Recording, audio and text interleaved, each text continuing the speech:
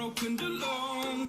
I feel the rain crashing down all around this empty town. We're searching for the lost and found, but you don't care, you're unaware. Keep moving like the scars aren't even there. It's in the air like a blazing flare. Just stare 'cause the flames will burn us. I thought you were the one for me. That's why I gave you everything. Held you close by the stormy seas. Oh, you meant the world to me. Okay, hello? Testing.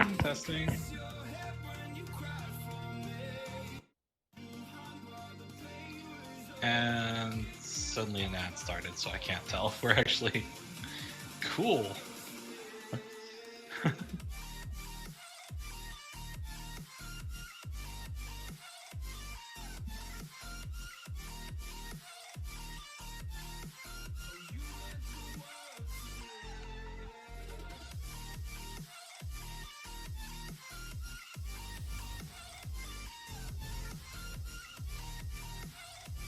Hello? It's working now?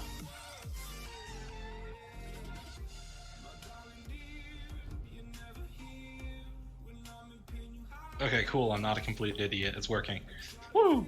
Okay, hello and welcome to the first week of Season 9 of the Prophecy Cup. It is not our first game of the first week. I believe that was Divith versus... what was it, Tori? Like Illyria? Let me double check really quickly. Yeah, it was Divith versus Illyrion. Divith dropped the finalist from our previous season, so Illyrion Gaming is one game up so far and thus at the head of the standings. But that's neither here nor there, and right here is the matchup versus Vortex versus SADBOIS. Vortex are defending champions of Prophecy Cup. SADBOIS, technically a new team, but obviously some familiar faces on their roster. Most notably Karama, Secretic, and Solazar, or better known as Vaughn among the Discord users here. And as we can see, we have our first phase of bans locked in. Vortex taking away Rakan, Kaisa, Pike, while SADBOIS have eliminated Echo, Caitlyn, and Pantheon. I think all of those are pretty darn reasonable bans considering the two teams that are on the Rift going into here. One thing that's I definitely believe is worthy of note is the Pantheon ban. That champion reputedly being almost like 100% pick ban rate in Worlds, if not actually 100%, just because he can literally be flexed into just about any role. I know that like support Pantheon is like kind of niche to say to be kindest to it, but yeah, I mean the Pantheon can kind of go into any single role, and like it's definitely dangerous as far as the pick goes, and that's why you have to take it away. But Vortex have their AD carry locked in, which is the Xayah, and on the other side, SADBOIS locking in Misfortune and Ornn, two champions you don't see typically nowadays, other than solo queue, I would say.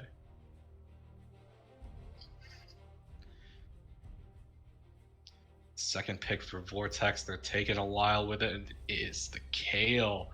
That champion being notably stronger after they put her changes down. I remember once those changes initially went through onto live, a lot of people said, hey, like this champion's still weak. It doesn't feel like they're any like that Kayle is any more effective than she used to be, but you gave it some time, you let it show up on the pro scene, and everyone was like, oh wait, Kayle feels substantially better now, and she's still this win condition at 16 champion. And understanding that bounced up in priority. But they also lock in Zac for themselves, a great engaged jungler, and one thing that I think is currently defining this Vortex comp is safety. You have the Kayle ultimate, Xayah's Featherstorm, Zac with not only with his Cell Division passive, but just being so darn tanky in general. Just like functionally, having an identity of like, keeping a team safe or keeping them alive as long as possible. Get those elongated fights, allow Kale and Zaya to stay alive. And if I had to speculate on anything, Vortex should be rounding their comp out with other defensive tools, probably built towards enabling Kale and Zaya, but I could be wrong. And on the side of SADBOIS, they go for the Evelynn. Such a high damage assassin pick. If I remember properly, the most recent change Evelynn received was 40% more damage in terms of her execute damage with her ultimate. That's definitely non-insubstantial. Thinking about how much damage, or how much that gives her in terms of access to bursting people down, make sure the targets are just completely eliminated. And the bans rounded out Nautilus, Galio from SADBOIS, and Vortex dropping the Malzahar and the Morgana. These lockdown tool in the Malzahar pick with his ultimate, as well as Morgana's with her ulti and her dark binding. But then also it's just like the denial tools, the pronounced safety that Malzahar has from his past, that Morgana gives with her Black Shield. And Solazar, Vaughn, as some of y'all know him, is just so darn good with it, finding the Black Shields, getting dark bindings, and I think that's why it's ban worthy. But the next pick that's being hovered here by Vortex is actually a Malphite, becoming so popular with that full AP build, but they'd like to go with the Thresh as their support pick. It looks as though Seedor will be playing the Jace maybe in the top lane. I think that overall League as a season has kind of been defined by flex picks this year, just like having things that are so viable in different roles that you can send to different spots that they haven't traditionally been in the past couple of years. And on the side of Vortex, you see this composition that's very clear, right? You have, Kale up top, Zac in the jungle, Zoe mid, then Thresh, Zaya bot. But then here on SADBOIS, MF is almost certainly the AD carry. Evelynn the jungler as well. But, Jace, that could be a mid laner, could be a top laner, or that could be a support, that could be a top laner. You don't really quite know until you have the composition fully rounded out. And that's the whole concept behind flex picks. And it's gonna be the Shaco! Holy cow. You gotta be kidding me. Vaughn has been jamming the Shaco support, posted a few clips of himself playing it, and certainly something that he has been enjoying more and more recently. And, if you've seen the terror of Shaco's support, it's definitely something to behold, and it's definitely something that's scary when it works. Although on the patch, those boxes were reduced to 40 seconds, down from 60, so I think it's very curious to see whether or not Vaughn's going to be able to pilot it as well as he could have before the most recent patch. So going down the line, look at these two teams. On Vortex, it is Kale, piloted by our glorious leader, Luis. Loker on Zac, Hyro Jeniz on Zoe, and then their bottom lane from First Blood, Samso and Dano, or Dano? Anyone? On Zaya Thresh. On SADBOIS, it's Seedor up top on Ornn, Tendies 2 in the jungle with the Evelynn, Karama playing Jace in the mid lane, and then Secretic and Vaughn in the bottom lane playing Misfortune and Shaco. So working top down, and I'll definitely I'll preface this with the fact that I am least knowledgeable about jungle and mid lane because those are the two roles that I play the least. Oh, by the way, I'm the True Light, or Shu, as I'm known on the Prophecy Cup Discord channel. Up top, Ornn versus Kale. Kale needing to hit 6, I believe, now to have access to her range. I'm just gonna say, like, Ornn is going to be harassed by the Kale in the lane, especially once Kale gets access to her range. That's just straight up going to happen. But the thing that works in Ornn's favor is that Kale doesn't have necessarily a ton of kill pressure. like I think that if Sidor would put himself in a position where he dies to kill early, that's entirely more his mistake rather than Luis outplaying him, so to speak. Uh, Neither of them really wants to like. I think should be looking for a solo kill. Although I will say that Ornn objectively has a better gank setup for Evelyn than necessarily Kale has set up for Zac. Although the Zac pick on its own can, set up for himself, can just engage.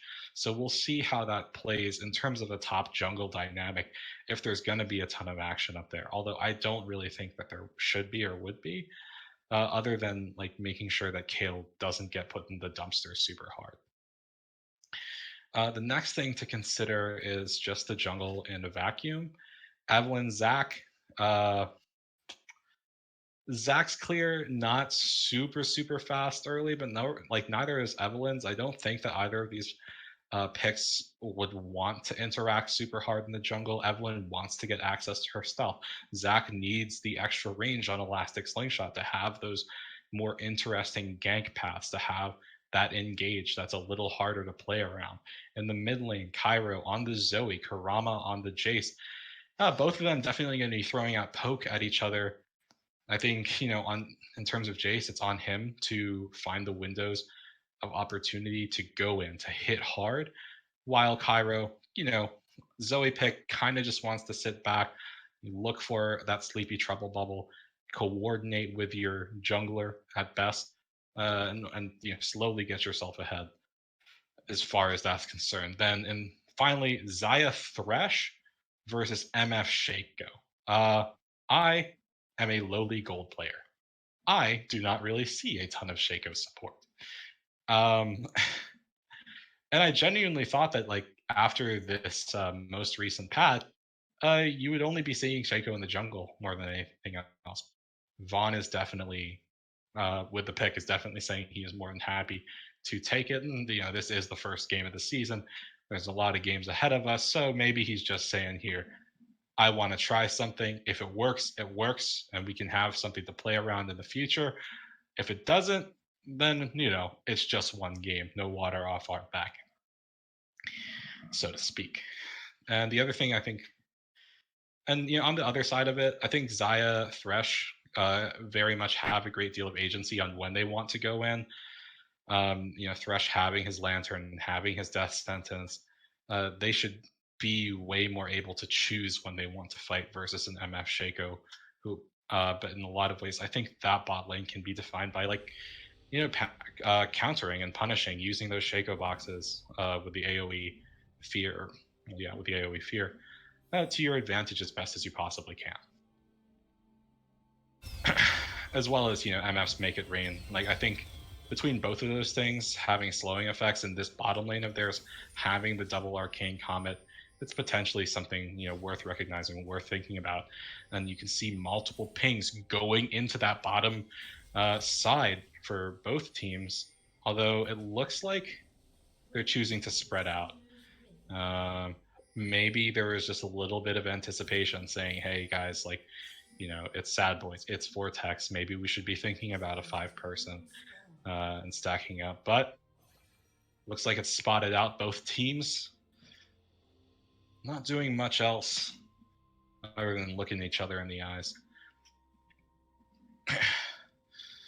So anything completely out of the ordinary, I would say no. I think it's kind of interesting that Sidor elected to go Grasp. The two schools of thought on Ornn, I think, are Grasp versus Aftershock.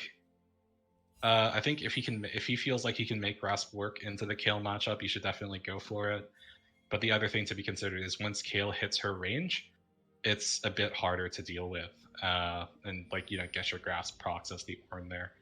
So definitely something that Sidor needs to keep in mind. Next thing to consider, Karama actually has Kleptomancy, going for I guess the Nagari-ish playstyle. And I think there's a variety of reasons that works for Nagari, specifically one of those things being in the top lane. Not entirely sure how well it plays in the mid, but we'll see how it goes. And okay, so you can also see that there in the bottom lane, Vaughn did set up a box, and there's the initial proc, and Yeah, nice chunk of damage there from the Arcane Comet, but I don't think it's anything to write home about. I think that using your boxes for zone control is probably the best way you can play this Shaco support pick. Just be as much of a nuisance as possible. That's really what I'm trying to say. Yeah, be as much of a nuisance as possible. Try to bait your enemies just into bad spots.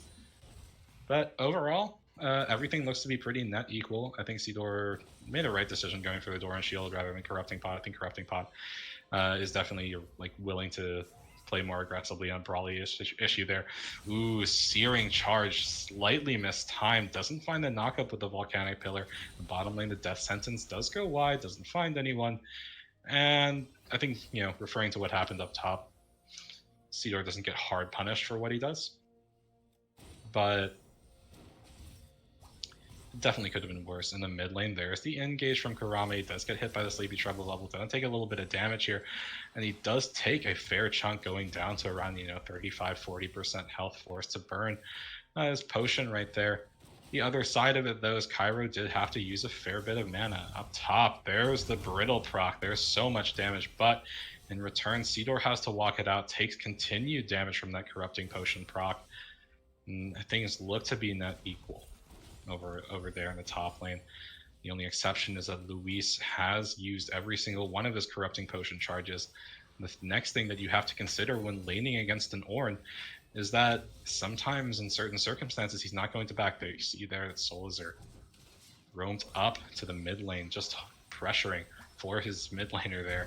And in this jungle, TP being used to keep Loker alive by Luis. Zac has doesn't respawn in time. And now Luis is in a bad spot. Forced to use flash defensively. Aggressive flash forward from Tendies in the bottom lane. The Thresh lands the hook going on to Vaughn. Ignite is ticking down. There's the return kill. The fight continuing in mid lane. Luis finally going down, but the Ignite getting the final tick for Cairo, making this, cross map fighting a straight 2-for-2 trade in the end. But it is the difference of the first blood there that works in SADBOIS' favor. Ooh, Vaughn narrowly avoiding the death sentence right there. It could have been pretty bad, but Vortex's bot lane able to get that push in, able to make sure the wave crashes in there. Pretty darn important for them just to deny Socratic from getting additional CS. Or at least they tried to. Looks like despite the death, he's going to be, roughly net equal here in the bottom lane. But, what are the important takeaways of that particular fight? Like in top lane, you actually see, in spite of, Luis going down, he does have the Kleptomancy. He's actually ever so slightly ahead in terms of gold, having that very small 100 gold lead. In the jungle, though, it's a different tale. It's a different problem. Tendies having the kill and the assist, putting him 600 gold up on the Zac. Mid lane slightly favoring Kurama, but in the bottom lane, there's the rebalancing of gold distribution in favor of Vortex, Samso, and Dano, having their slight gold advantages over Socratic and Vaughn. I think it's interesting that Samso actually elected to rush Berserker Greaves straight on. Maybe he wants to get the feathers down after casting the abilities, find that route as fast as possible.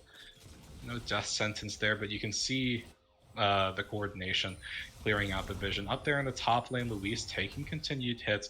I think another grass proc is about to come through. No, not quite. Doing their best. And there in all chat, you can see Vaughn mocking his former teammates and, "Hi, Loker." Notice that you're in that tribe rush right there, despite their best efforts to make sure that the vision was cleared out. And there is the Searing Charge into the pillar. Now the Call of the Forge God coming out. Luis. Oh, that's just a straight solo kill for Seedor. Playing it so darn well right there. And that's kind of the problem with Kale, I would say, in general. I don't think that Luis is quite level 6 yet. Yeah, he was just short of hitting 6 there, and that gives Seedor that opportunity to find the kill. And like I said, if you as Ornn think that you can play aggressively before 6 and you can win the lane and through that, It's very important that you know how to play aggressively. I think a lot of League has also been defined by the fact that everyone does damage at phases of the game. Ornn is definitely one of them. He actually has quite a consistent gradient of damage, I would say. Loker getting caught out here in the jungle does get slowed.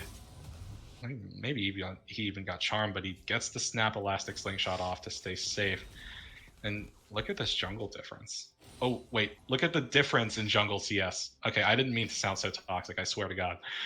Look at the difference in jungle CS. Tendies having that, like, what, 21 CS lead? Almost, yeah. Or 22 or so, I don't know. But yeah, it's just starting to balloon for the Evelyn, who's just, able to farm better and better, more and more Seedor. Might be looking for the Searing Charge. Doesn't find it, although he has the pillar trained onto Luis up in the top lane. That's what I was mentioning, as the Kayle here, you just want to stay safe. Like, you don't want to fight. You don't want to, like, be super strong, especially against a pick like Ornn that can, keep relatively safe, use Searing Charge either aggressively or defensively. Tendies has found the Zac here once more. Looks for the slow, looks for the charm, doesn't find anything, but is going to be forcing him away. Ooh. Dano. Is it Dano or Dano? Does anyone know? Can someone tell me? Nothing? Okay. But yeah. Bottom lane.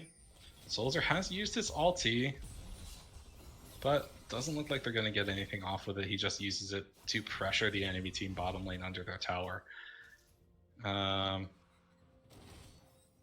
Anything significant really happening on the map? Not quite. You can see that Secretic starting to accrue a bit of a CS lead for himself, using that double up quite effectively, just crashing the tower or crashing the wave in, while Vaughn, used his ulti earlier, uses his boxes just for zone control, make sure that he stays safe, but also that Vortex's bottom lane starts being pressured, starts losing out a little more. And you can see, in response to this pressure that Solazar and Secretic are outputting, Loker has arrived there in the middle lane. It looks like, yeah, that's just a solo kill for Kurama.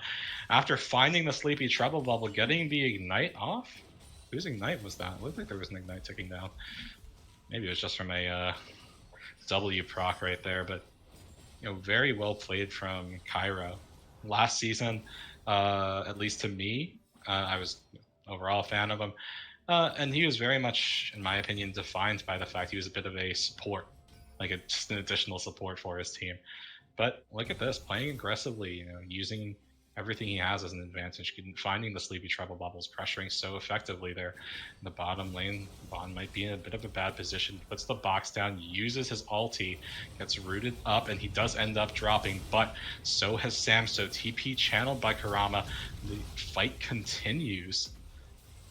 Looks to be a 1-kill even on both sides so far. Dano is going to get out, finds the death sentence, finds the flay, but he's unable to stay alive as the Evelyn ulti makes Tendies untargetable and gets the execute elastic slingshot forward, but knocked up in the air by Seedor, who is also here. There's the Zac passive popped. It's under tower. He's probably going to stay safe. Cairo is here as well, finds the Sleepy Treble Bubble. There's the Q, there's the hit, but it's not enough damage. That Hex Drinker passive working so well in that situation to keep him alive. Cairo's not done yet, still using the Paddle Star aggressively, still going forward, trying to find some poke down, trying to find another Sleepy Treble Bubble, but nothing quite hits. And it's now a 1-kill lead in SADBOIS' favor, but up top, Luis equalizing on the gold that he has been losing out on in terms of farm. Still has his TP available as well. I think well played from both teams. Unfortunately for SADBOIS, they couldn't quite find the additional kills they wanted. They couldn't find the first blood on the tower, and now they're kind of losing out a little bit here. Not only are they getting pressured and losing the Mountain Drake because of their backs, but up in top lane, Luis, let me check the gold really quick. Yeah, it completely equalized in terms of gold difference in the top lane just because Seedor chose to TP bot and he didn't. So now, things aren't perfect for Vortex. They're down by over 1,000 gold, but they are playing from behind reasonably well, everything being considered.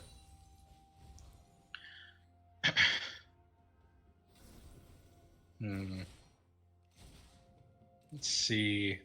The Evelyn ulti is coming up soon, so I would expect that Tendies will be looking for a gank probably within the next minute or so.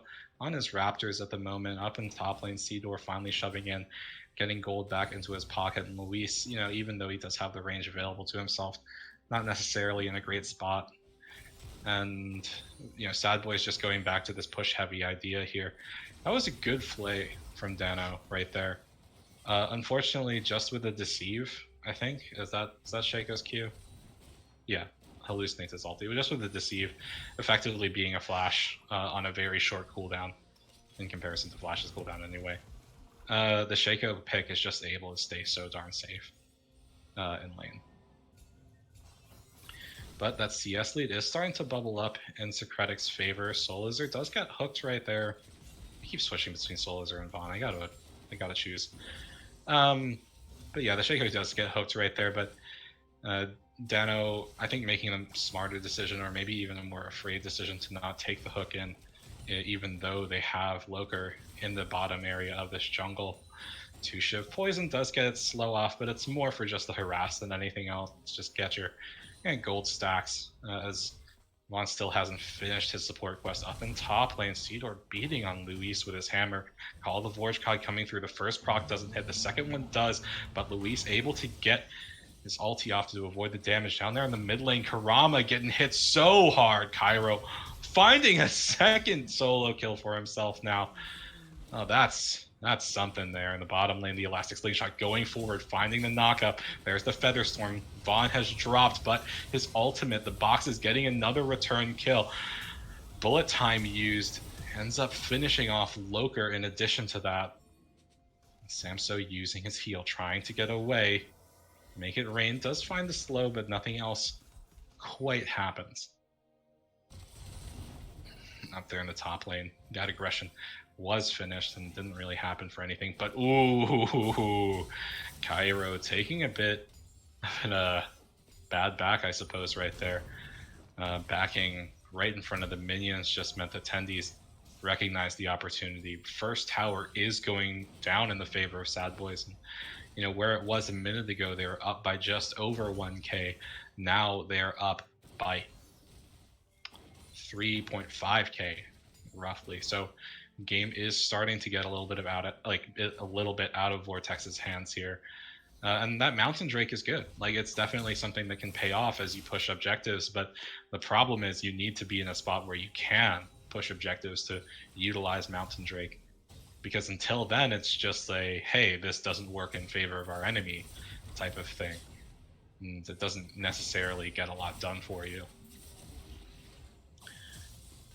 On pressuring with his boxes, throws out the 2-Shiv Poison, finds the slow, just kind of taunting at Loker right there as he walks out of his own jungle. And I think if you're in Vortex's position now, like, what's the game plan? I think the game plan hasn't changed. You're still finding hooks. You're looking for opportunities for sure. But this composition is, once again, in my opinion, defined by general safety. You're not necessarily a super strong 5v5 composition until, like, your Kayle is definitely scaled up. And is Luis there? No, he's not. But this is Loker forcing to burn his flash, getting charm. Passive is popped. Call the Forge God coming through to force the rest of Vortex away from their jungler.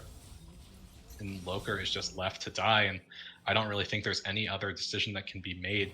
There's the Rift Herald being popped now by Tendies. They are trying to accelerate the game. They're trying to force objectives, say, hey, yeah, you guys can have the Kayle, but that Kayle pick means nothing if you guys are losing super fast and it can't scale up. And there's two ways of doing that, right? One is setting the Kayle farther behind, like making sure she can't scale up for a longer time. But the second one is, look, we'll just win the game elsewhere. We'll force. And now the tower is being pressured. Shelly does get the additional hit in. The fight is breaking out. Inhib tower has fallen. Luis TP'd in, used his ulti, but he's already died, and so has Sam. So the Rift Herald's still alive. Loker taking so damage as this Rift Herald is going to ensure that they get a pre-20-minute inhibitor. SADBOIS just firing on all cylinders now as the Herald, will it be getting another hit in? No, stopped just short after starting its charge up. But Dano now going down, Ignite ticking down on Karama. Sleepy Trouble Bubble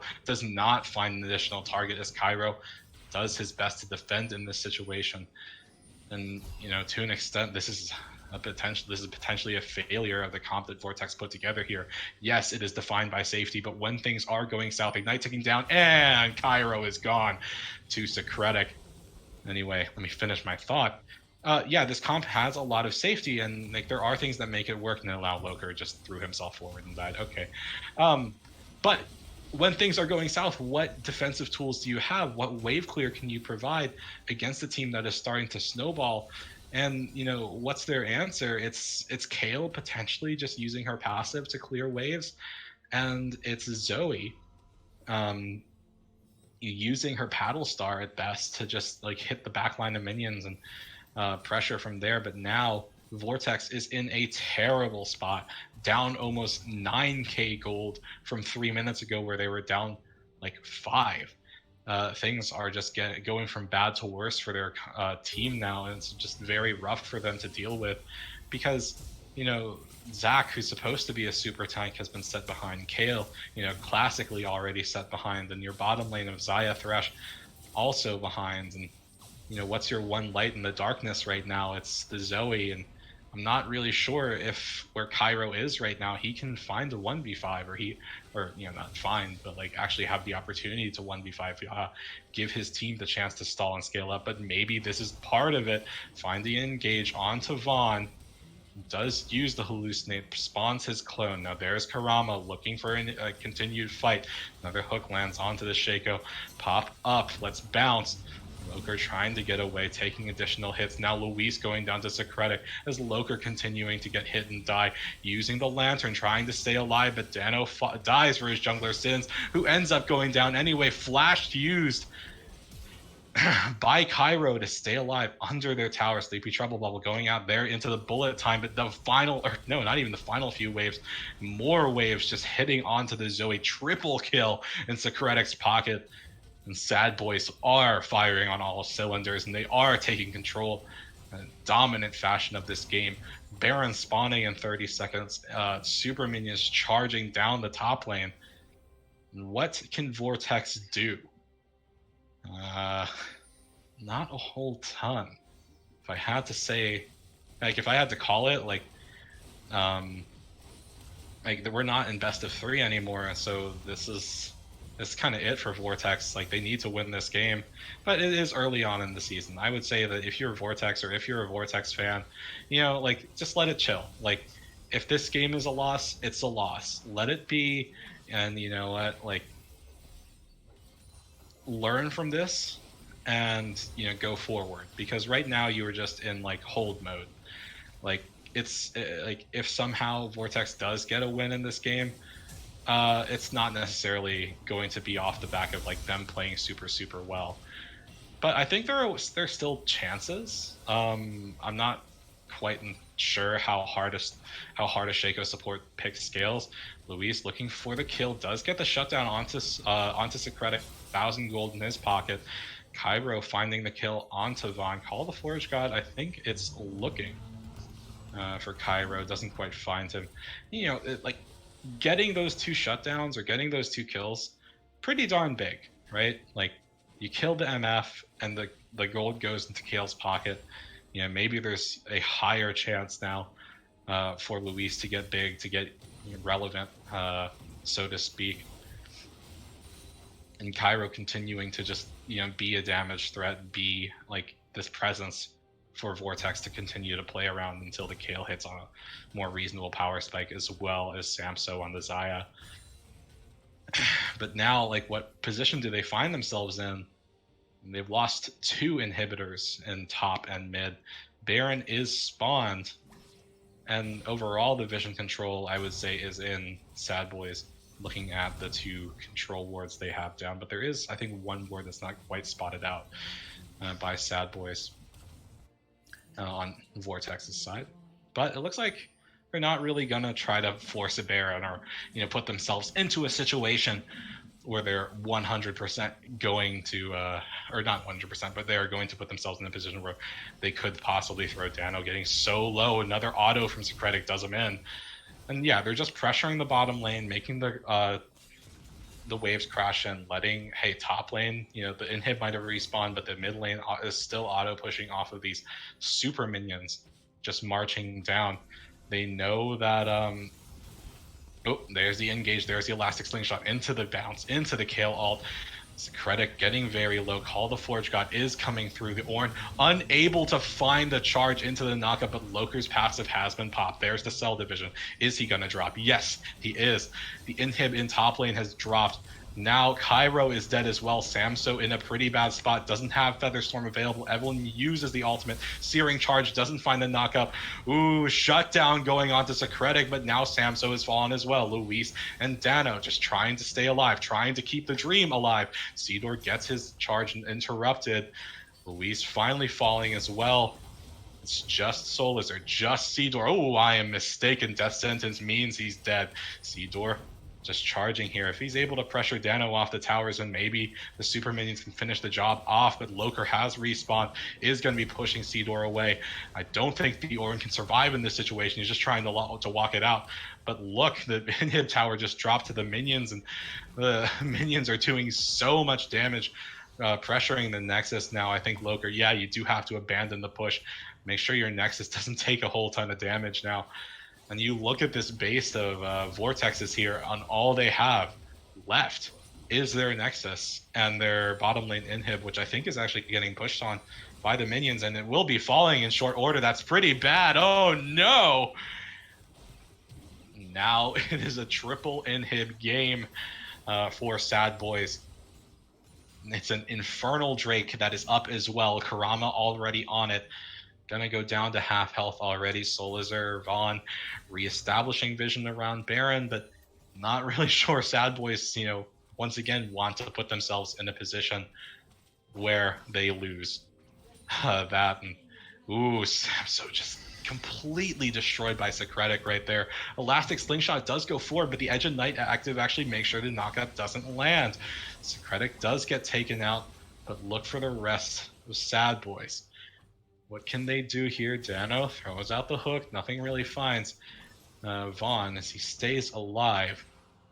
You can see that Tendies is in the base. He is walking around. They're making sure, I think, that they can find Cairo here, who is a bit caught out, but he's kind of sandwiched in between their carries here. Call the Forge God, finds the knockup onto Cairo. Sleepy Trouble Bubble does go through as well. Look at the pings going through. Cairo is gonna be dropped by Tendies. Loker gonna be dying in short order. There's Kurama picking up the kill. Dano forced away by Vaughn. And I think Vaughn might die here, but it doesn't really matter because the game is just gonna be ending soon. And ooh, the box finishes the Thresh off. It's kind of ironic, isn't it? Anyhow, yeah, I do believe that this is the end of the game. Not a whole ton that Vortex can do to stay alive here.